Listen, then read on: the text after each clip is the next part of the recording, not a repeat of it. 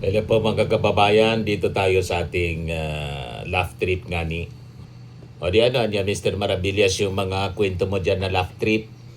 Ito yung latest to. Balita po sa sa Billionaire News Channel. Yan o. Inadmit mga kababayan ni Mike Defensor na nag-donate siya ng 30 million pesos kay Marcoleta. Pero wala man daw siya ininging kapalit, kundi pinakain lang daw siya ng hopya. So, hopya lang yung kapalit.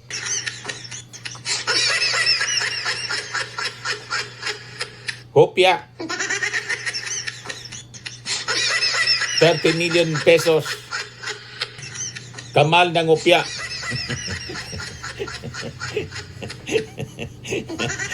Ang kapalit lang, mga kababayan, na binigay sa kanya ni Marcoleta, hopya.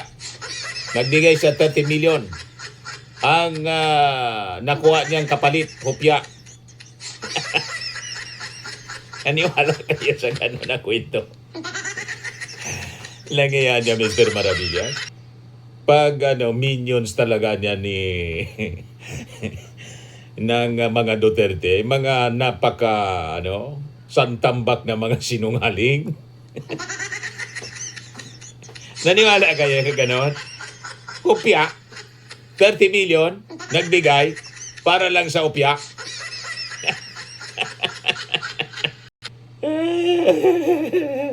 Tapos may kaso siya ngayon, mga kababayan, na bribery dahil lang sa donation niyang 30 million pesos kay Marcoleta na ang kapalit hopya. O diba? Pagkatapos, mga kababayan, ang consequence kay Marcoleta, kasi hindi lang yun na 30 million, may iba pa na tinanggap, total 75 million, plunder yung kaso ni Marcoleta.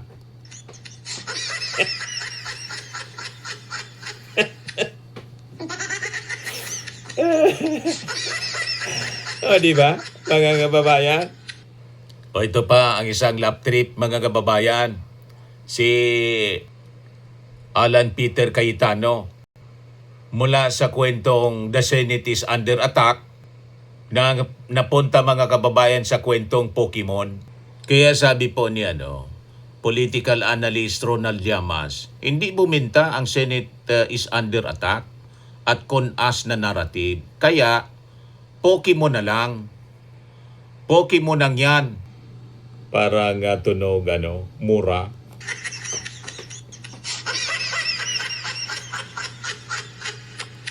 Tunog mga kababayan ng mga sinabi ni Sara Duterte.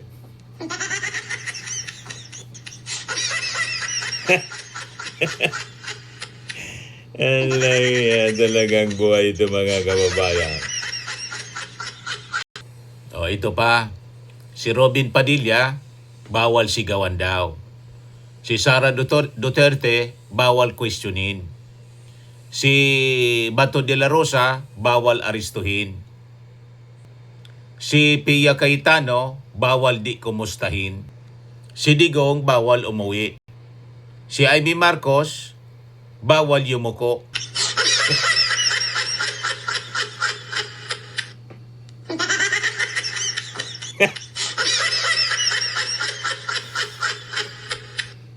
Bawal yumuko si Amy Marcos. Kasi pag yumuko, tatama yun.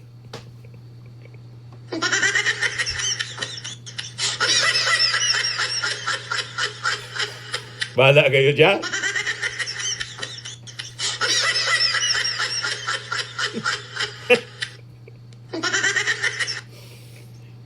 Tatama yung baba sa pag yumuko si Amy.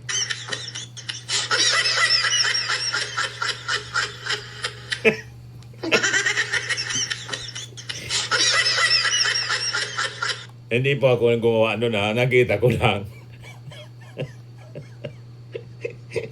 Sabihin po ninyo, ikaw Mr. Maravillas, kung makapintas ka. Hindi po ako ang may gawa noon. Nakita ko lang dyan sa Gawa-gawa ng mga netizens.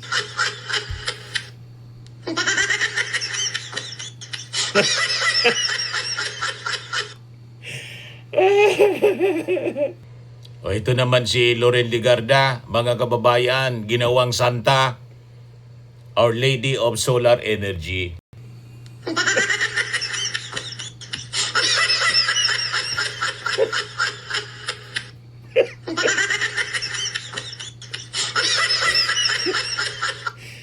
Magalitan yan, Mr. Maravillas, yung anak na si Congressman Leandro Leviste.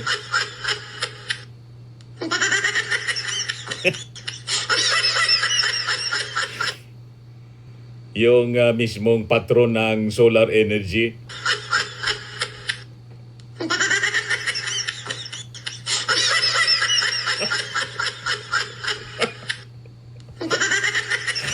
Ay, naku, ito mga... Ang gagaling po nito mga netizens gumawa ng mga kalukuhan. O, ito si Bato na hinahanap ng mga pulis at NBI. Nagtatago na mga kababayan sa taas ng puno kasama yung bot-bot kuhaw. Sabi ng bot-bot, "Sir, andito si Bato." Sabi ni Bato, "Huwag kang maingay."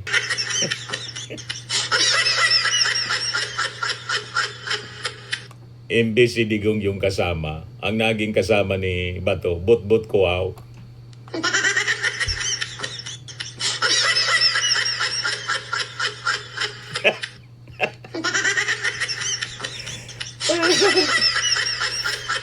Sa sobrang takot na mahuli mga kababayan, sumama sa pagtago ng bot-bot kuhaw.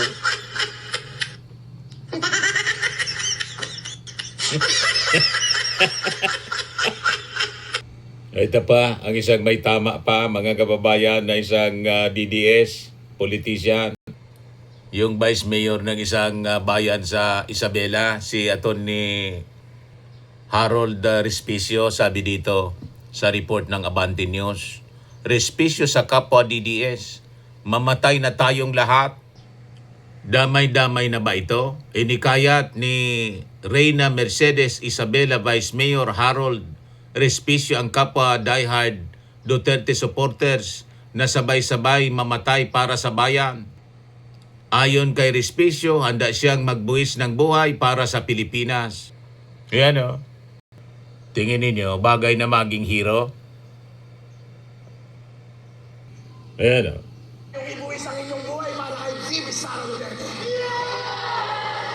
Dahil ako, willing ako ibuwis ang aking buhay. Gusto ko ang marinig ang sagot sa inyo. Handa ba kayo sa isang revolusyon? Handa ba kayong ibuwis ang inyong buhay para kay VP Sara Duterte? Kaya mga kasama, Para niya, Mr. Maravillas, mas bagay padala sa Mandaluyong mental.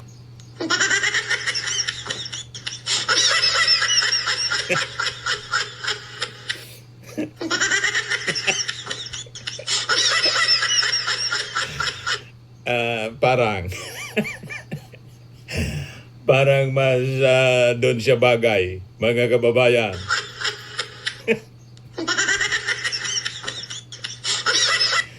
Puro niya, Mr. Maravillas, may saltik.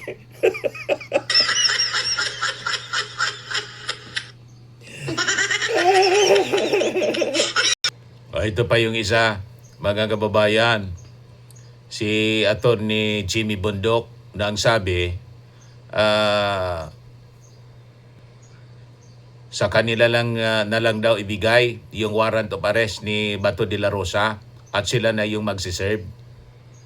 Sabi ni Ombudsman Boyeng Rimulya, hindi nag-practice o nag-absent siya noong tinuro yan. Kung hindi naman po absent, baka tulog.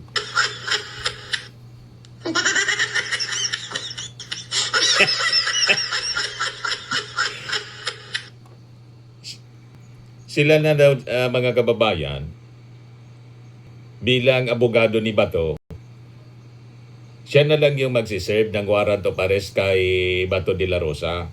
Diyan mangyayari niyan, pag isinerve ni Jimmy Bondo kay Bato yung warrant of arrest, sasabihin ni Bato sa kanya sa pag-serve ng warrant of arrest, kala ko ba, attorney, abogado kita? Bakit ikaw mismo yung magpapakulong sa akin?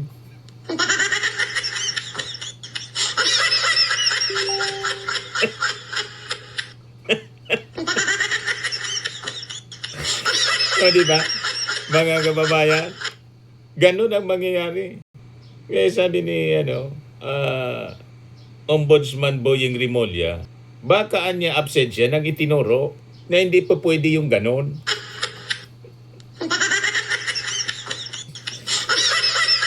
Wala sa batas yung ganun. Abogado yung magsiserve ng warrant of arrest sa kanyang client.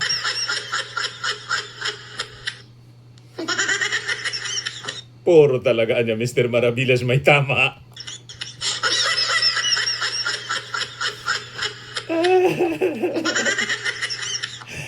Ayoko na po.